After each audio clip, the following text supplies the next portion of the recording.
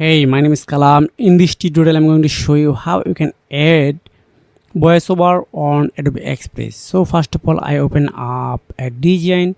So this one, okay, example purpose. This is my design. So just click on audio. Then you are redirected to this here. Otherwise, go to media. Then you can see photo, video, and audio. Just click on audio.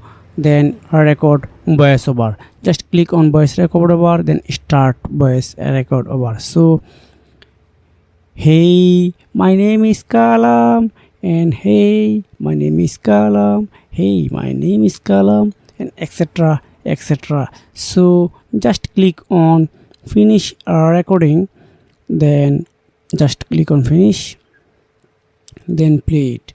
So I hope it's working right now. So if you have found this video helpful for you, please like and subscribe this channel. See you again. Take care. Goodbye.